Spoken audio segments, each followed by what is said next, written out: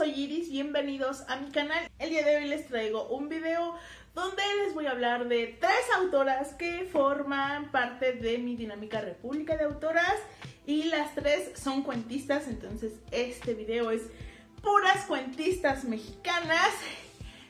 2 son consagradas y una es contemporánea y creo que cada una tiene características muy destacables. Voy a iniciar con el último que leí, que es Estío y otros cuentos de Inés Arredondo. En esta dinámica, Inés Arredondo representa a Sinaloa. Es una autora que, si bien exploró novela y ensayo, son sus cuentos lo que la hicieron muy famosa. Ella perteneció a una generación muy fructífera de escritores y ella terminó convertida en la cuentista mexicana más reconocida. Su obra no es tan extensa, son apenas 34 cuentos que se reunieron en 3 libros, que son Río Subterráneo, La Señal y Los Espejos, creo.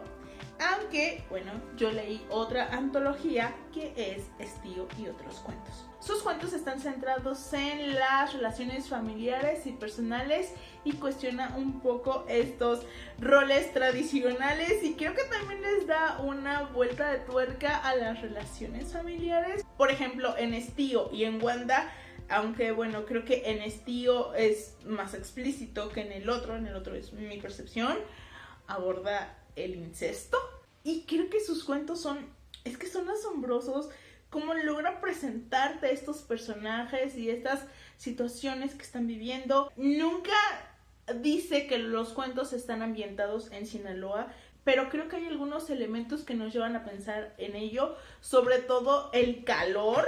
Y bueno, en algún cuento habla sobre la comunidad china y lo que vivió en ese estado. Y el calor creo que también es un elemento recurrente en ellos y les sirve para mostrar momentos como muy de tensión o muy importantes en la vida de estos personajes. También percibo una sensualidad un tanto reprimida en Estío. Es muy notorio cuando empieza a comer el mango y cuando ocurre cierta cosa al final del cuento. O en Mariana, o en La Tsunamita. La Tsunamita, qué tremendo cuento. Yo sabía lo que pasaba porque es como un cuento muy clásico de ella. De hecho, cuando lo estaba leyendo en Twitter vi un tweet de Juan Pablo Villalobos. No me acuerdo que contaba una anécdota de un gato.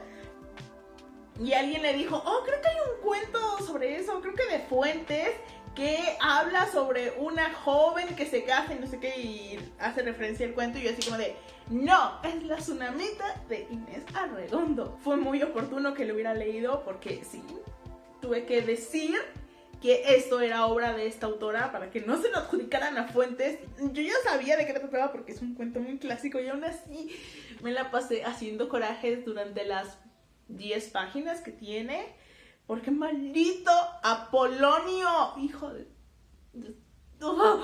Los cuentos están ordenados según el año de publicación y creo que a partir de el segundo, que es Río Subterráneo, ya se nota un tono un tanto más oscuro. El propio cuento de Río Subterráneo es muy perturbador porque habla sobre la familia y cómo viven con la locura. Ese ya lo había leído en otra antología, no recordaba que era de Inés Arredondo, pero reencontrármelo aquí volvió a provocarme esa sensación como asfixiante de cómo vive esta familia y cómo la locura está presente. Y esa frase final, maravilloso. También hay otro cuento en donde dije, santo cielo, ¿qué va a pasar aquí? Porque como digo, ya maneja un tono un tanto más oscuro. E incluso hay uno en donde siento que maneja un toque ligero fantástico. No sé si es solo mi percepción. Por ejemplo, Wanda me parece eso por su final. Y hay otro, pero ahorita no me acuerdo cuál es. Pero o sea, era como detallitos que dije, ¿qué está pasando? Pero se ven como un poco más oscuro en lo que nos va contando. Hay uno de una niña que se empieza como a... queda atrapado como en el maíz, con una bodega de maíz.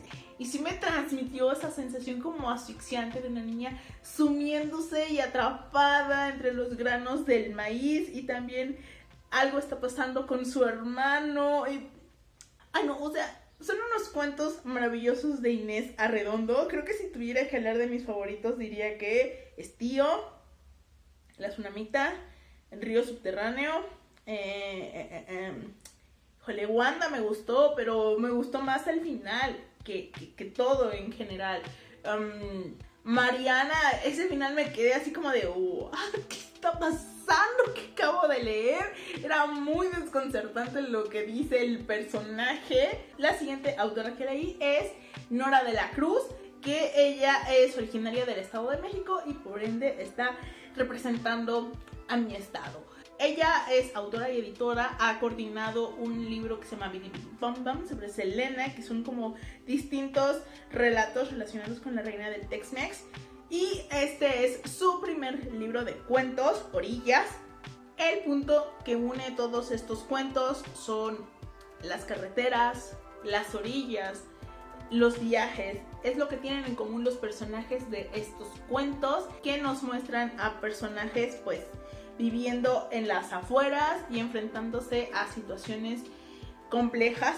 El primero y el último fueron mis favoritos y es muy curioso porque creo que son los más deprimentes, los más trágicos, y creo que por eso es como lo más real, como la vida puede cambiarte en un segundo y como a pesar de que parece que tengas ciertas oportunidades, ese cambio los puede volatizar en un segundo. El primero nos habla sobre una familia que en apariencia pues son más privilegiados que sus primos, que viven en un pueblo, en una zona muy pobre, y ellos pues iban a la escuela, tienen a sus dos papás, viven en una casa, pero el divorcio de sus padres empieza a cambiar las cosas y terminan viviendo con sus primos, con la pobreza, con la marginación, con dejar la escuela, con empezar a trabajar siendo muy chicos.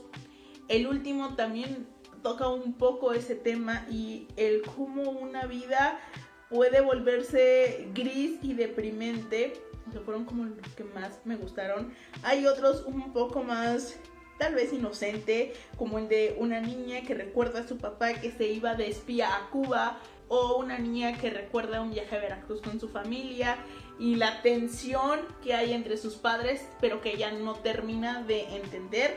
Uno como lector sabe lo que está pasando, pero el personaje que nos lo está contando, pues no.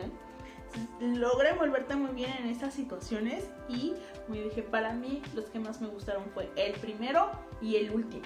Y finalmente llegamos a Guadalajara con Guadalupe Dueñas. Ella también fue una reconocida cuentista mexicana que llegó a trabajar como guionista de telenovela y analista de guiones cinematográficos. En sus cuentos recurre a lo siniestro y al humor negro para hablar sobre el rol tradicional de la mujer y criticarlo. Además, muestra lo cotidiano como algo siniestro, y es que Tiende la noche un árbol me dejó escalofríos en algunos momentos porque tiene unos un tanto aterradores. Aquí nuestros personajes se enfrentan a una vida cotidiana que de pronto ocurre algo siniestro y depende, en algunos la gente sigue por su lado con eso siniestro como si no les llamara la atención, y en otros pues sí. Por ejemplo, hay un cuento en donde ese sí me dio mucha cosa, donde una niña muere y sus padres meten su cuerpo en un frasco de chiles en conserva y ahí queda el cuerpo para que las hermanas pues lo cuiden, las hermanas menores lo cuiden y lo anden trayendo de mudanza en mudanza, porque a veces se tienen que mudar porque la gente se escandaliza de ver ese cadáver en un frasco de chiles. Y sin embargo hay otros donde no, eso extraño pasa desapercibido a la gente, como la niña que dice que va a ser sirena. Por lo que te cuente, cómo te va contando, porque te va envolviendo Guadalupe Dueñas de una manera padrísima. Ay, no, el de las ratas, así de odio las ratas, y luego cuenta esto, es como de ay, no. O el de las momias de Guanajuato, ese final no lo vi venir y creo que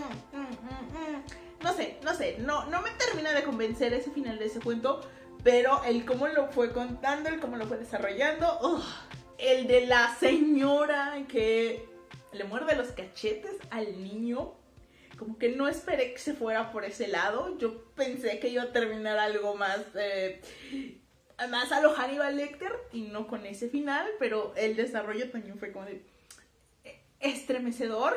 Pero tiene otros cuentos que siento que no me parecen como tan siniestros, que son un tanto más inocentes, como el del sapo o el de la persona que manda una carta.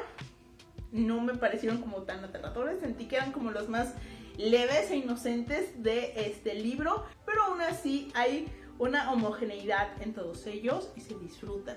Guadalupe Dueñas me pareció asombrosa, algunos finales como que esperaba otra cosa, no me terminaron de convencer, pero el cómo te va envolviendo, el cómo te va guiando, maravilloso. Eso fue todo por el día de hoy. Espero que este video hablándoles de 3 cuentistas les haya gustado y tal vez después traiga como otra recopilación de cuentistas mexicanas con República de Autoras. Eso fue todo. Nos vemos en el siguiente video. Adiós.